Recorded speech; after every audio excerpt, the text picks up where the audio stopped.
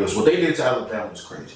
They're not doing that shit to Houston. I can tell you that right now. I mean, but what makes you say that, though? I mean, they've been pretty much the best team in college basketball for the majority of the season, and they're rounding in the form at the perfect time. So I just realistically think, I don't think that, despite how great U of A defense is, Look what a great season Tennessee had, and look what Houston did to Tennessee. I'm a realist. Nobody win that game thinking Tennessee had a shot. Everybody knew We didn't think it was going to be a blowout. Saying that they didn't have a shot is one thing, but saying that they would have less than 25 points at the first half is crazy.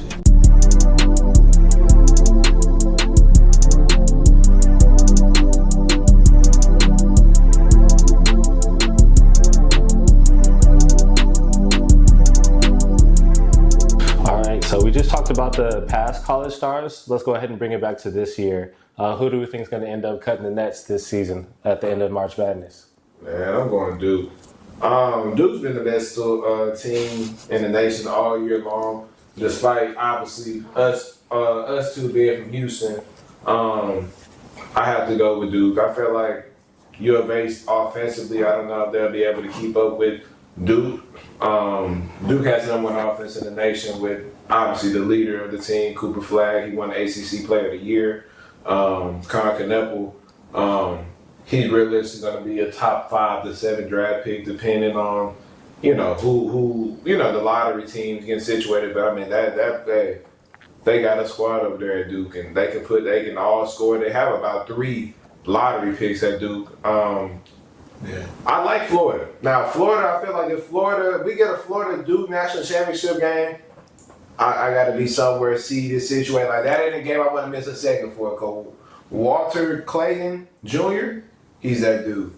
Now, I don't know where he stands with my draft prospects and things of that nature, but I know at Florida in this tournament, he's been going bonkers. I mean, that comeback from Texas Tech was just outstanding. His shot-making ability, I mean, 4-year starters, man. NBA teams do not overpass these guys. Just because they have a little experience doesn't mean that they can't go high in the draft and be that level of player immediately. Mm-hmm. I feel like age really hurts the prospect in the sense that you don't come out in 1 to 2 years, you're a bad prospect. Some guys need that time this season and be developed more into being ready for pro level basketball. And I feel like Walter Clayton will give Duke a run for his money, but unfortunately, I'll probably go Duke.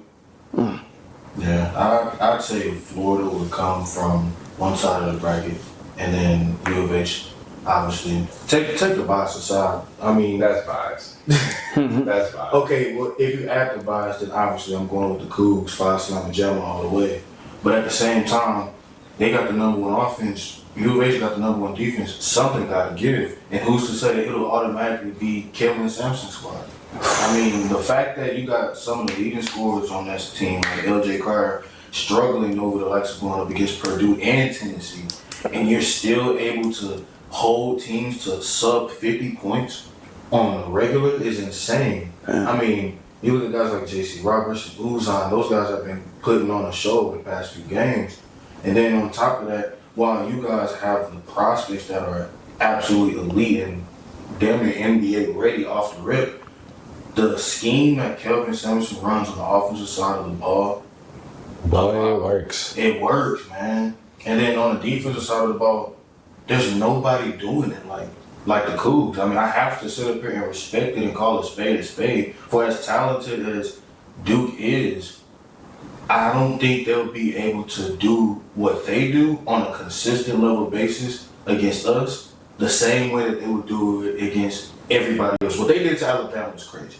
They're not doing that shit to Houston. I can tell you that right now. I mean, but what makes you say that, though? I mean, they've been pretty much the best team in college basketball for the majority of the season, and they're rounding in the form at the perfect time. So I just realistically think, I don't think that, despite how great U of A's defense is, Look what a great season Tennessee had, and look what Houston did to Tennessee. I remember realistically, nobody win that game thinking Tennessee had a shot. Everybody knew we didn't think it was going to be a blowout. Okay, saying that they didn't have a shot is one thing, but saying that they'll have less than 25 points at the first half is crazy. All right, on to the next topic though, man. With the addition of... Sorry. Like, pull your shorts down. Oh yeah, that nigga looked naked in the last video. Like, nigga, in the last video, I say, where the fuck is your shorts at, nigga? Hey, nigga. I mean, but they're the number one defense in the nation. We're not expecting anything different, despite the expectation we had of Tennessee coming from that SEC conference. I don't believe that anybody win that game like, damn, like this finna be a dogfight. Like we already knew they were coming in there. They finna get their ass clamped up, which they did, and we were gonna get this Final Four beautiful matchup between U of H and Duke. And I feel like Duke. To say that U of H has that number one defense in the nation, of course, Duke has number one offense in the nation. And also, they're no slouch on the defensive end as well. I mean, Alabama, you seen what they did in the round before. They put up 100-some points. They got clamped up by Duke. Yeah. And to say, I don't know what Duke's ranked in the nation defensively, but I know it ain't no slouch. They ain't too far down. Because one thing for sure, Alabama had that firepower and they shut them out. So what makes you think? And realistically, if we can be honest, I think Alabama is a better offensive team than U of H. Yeah, that's not a problem. But I just don't think that this slouch that Cryer is in, I don't think that stays forever. I mean, people, in basketball, things level out. Whether you're too hot or you're too cold, you eventually get to a point in time where everything just gets even where your averages are. And I think that same thing will happen to LJ Cryer. I think also that the ability to switch is crazy. Because their level of discipline on the defensive side of the ball, that's hard to do when all you're doing is just giving out straight effort and not trying to have calls become manipulative. Their hand discipline is crazy. The ability to reach for balls is crazy. Their ability to just play defense. Yeah, that's what I'm saying. Lock up, play defense. They got great hand-eye coordination. They got great feet. They got the ability to switch almost anything. Yeah. And they've been doing it with this same lineup that is hella experienced on their own right as well. Duke's biggest thing is youth, and they've been able to have success with youth. But I like how U of H done had that little come up in basketball. Mm-hmm. So my next question would be, you already said your favorite. Who's your favorite and who's your dark horse? My favorite obviously is Duke. And my dark horse would be, I would say U of H. I would say U of H just from the side of, I feel like the consensus favorites on both sides of the bracket would be a Duke versus Florida matchup. But who's to say U of H can't sit there, obviously, as Charles was alluding to, have one of those nights where they keep them under 80. And that's like, damn. I promise you. Under 80? Duke gets the points up. Like Duke is that's nasty. That's crazy. If Duke doesn't get 35 in the first half, U of H win.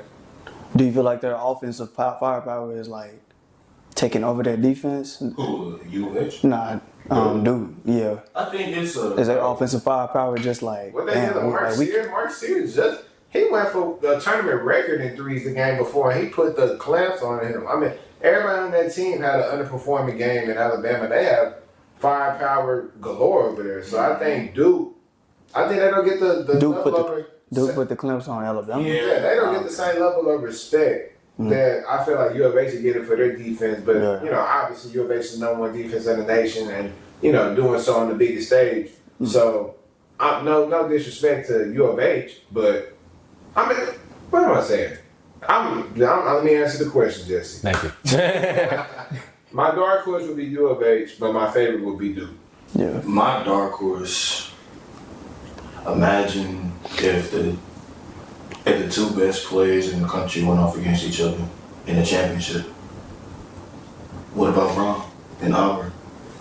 That's what I was going to say. Nobody has mentioned Auburn yet. And it's all four number one seeds, right? Every team is a number one. So, I mean, it's hard to call a number one seed an underdog or a dark horse, but with no mention. A favorite, and it's a favorite. Y'all all keep saying it's Florida's game to lose. Oh, it's going to be Florida versus Houston, Florida versus Duke. So, I think that kind of automatically makes Auburn. Auburn the last Sanders. Nah. I mean, you was talking. Who's your favorite? Who's your dark horse? Favorite dude, dark horse, I say I say U of H. Okay. I'll shed some light to Auburn. Yeah, Auburn is nice too. I watched them play a game. Favorite basketball player all the time. Nice. Charles Barkley went there, so they say legends got the same name as me. So